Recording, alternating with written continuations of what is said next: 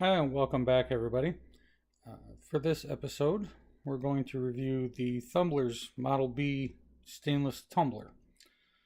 I got this for Christmas present several years ago. First, I guess a little bit of background information on the unit. It's the drum here. You got all your stainless pins, and there's the lid and a bunch of wing nuts and washers that hold the lid on, right? So the unit's designed, you throw your brass in and then fill it with water. You can see that line there in the rubber insert. Fill it to just about that line, and then you want to give it two small squeezes of Dawn and just a little bit of Lemmy Shine, like quarter or maybe half teaspoon if you were going to measure it. Not very much at all. With the Lemmy Shine, more is not better. And then you stick it on these rollers here and just switch in the cord, turn it on. It's just a belt drive on the motor here. And I let it run for, between 3 and 4 hours, I guess. This holds about 100 or so 6547 cases. It'll hold more or less depending on what cartridge you're throwing in there, obviously, how big it is. The official weighting on this thing is, or the official rating rather on this is actually by weight. They say it's rated for 15 pounds, right? And so you've got 5 pounds of pins, and a gallon of water weighs 8 pounds, so that only leaves you 2 pounds worth of brass. I'm quite certain that I overload the thing every single time I use it. I've been using it for 3 or 4 years now, haven't had any problems, so I wouldn't worry too much about that. Just if you fill it so heavy that it won't spin, obviously then, take some out of there, right? But I like this because it gets the brass completely clean.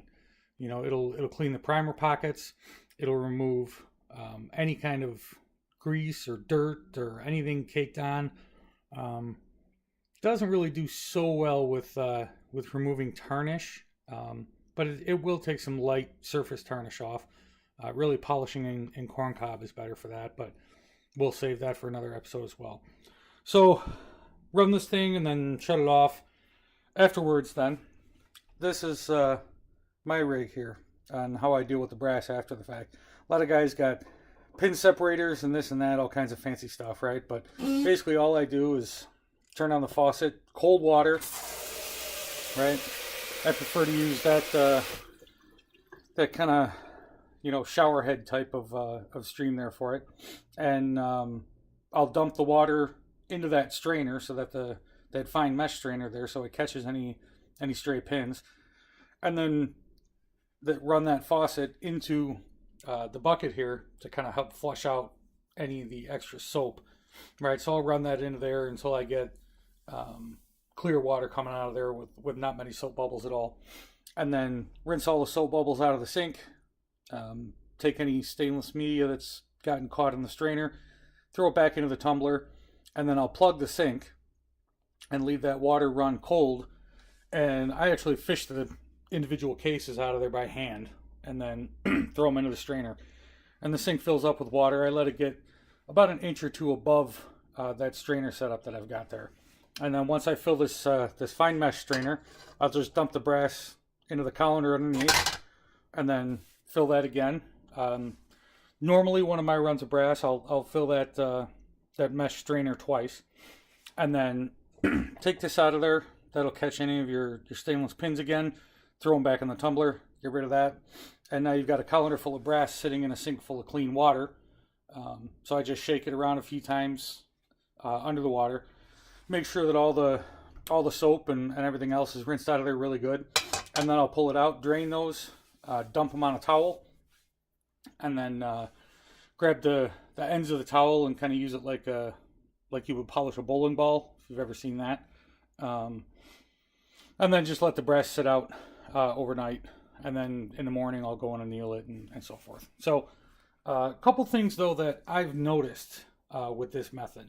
One thing that you'll want to have handy is some type of a kind of a strong magnet, and that's because you'll get stray pins. They'll fall in the sink. They'll They'll get stuck in brass, and you'll end up with a couple of them that are on the towel after you're done, and it's just way easier to pick those things up with a magnet than it is trying to fish them by hand. So, and they come off of the magnet very easily then too. But so I only do my precision bolt rifle brass in here.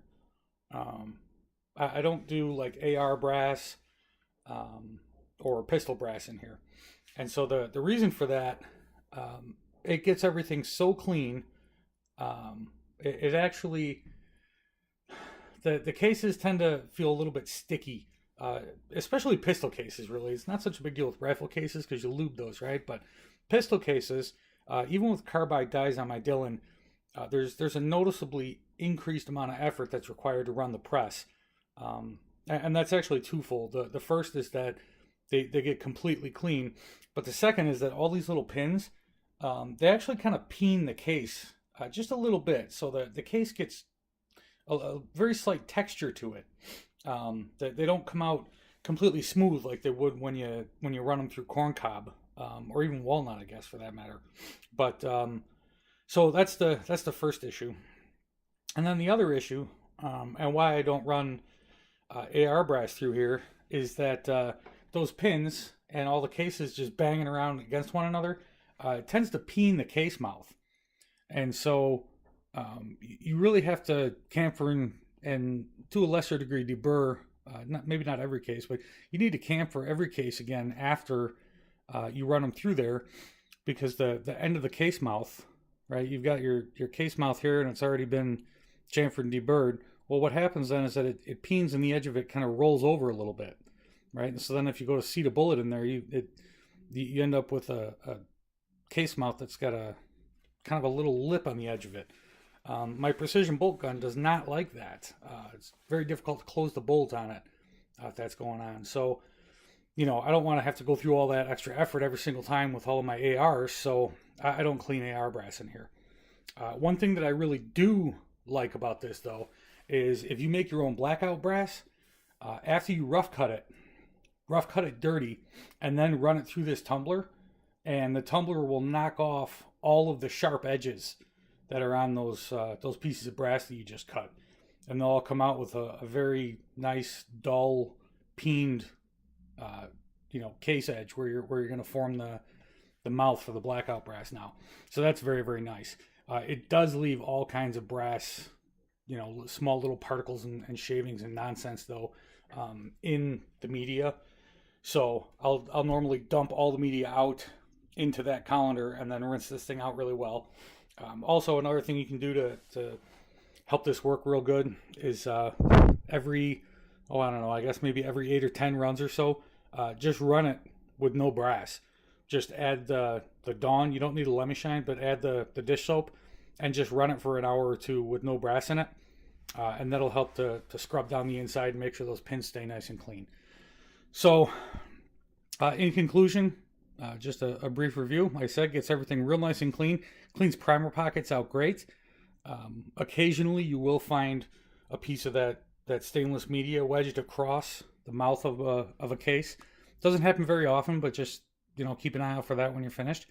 And again, with pistol rounds, I've found even with carbide dies, a little more effort is required because of the slight texture and the fact that they're so clean.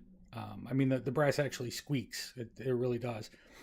And then it'll peen the mouths of anything that you've done chamfering on, because the edge of that brass then is a lot thinner than the regular case wall, right?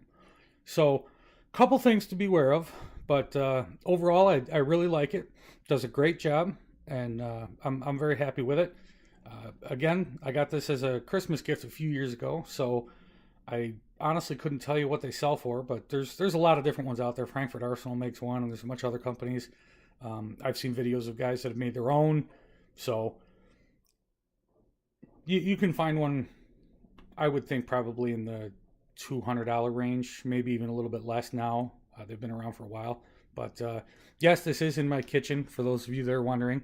I happen to be very fortunate. My better half also shoots, so she understands the work that it takes to get the ammo to go out and shoot. So lucky me. But that's all for this one. I hope you enjoyed. Hope it was informational. Thanks for watching. Don't forget to subscribe. And for any discussion, stop by precisionrifleforums.com. Thanks.